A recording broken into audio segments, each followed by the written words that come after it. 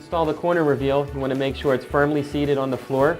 You want to make sure the side without tape is pushed tight against the wall, and you want to slowly work the tape side into the other wall, pushing it firmly to seat the tape. Once the corner reveal is installed, you want to peel off the protective coating. Next, we're going to install our flat reveals. The flat reveals will be in two pieces, an upper and a lower.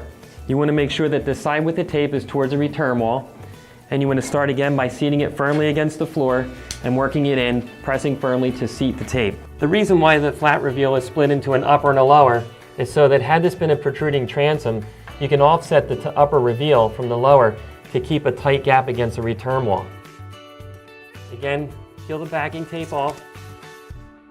Start by holding it tight, the reveal tight against the return, and then work it back against the wall. Again, press it firmly.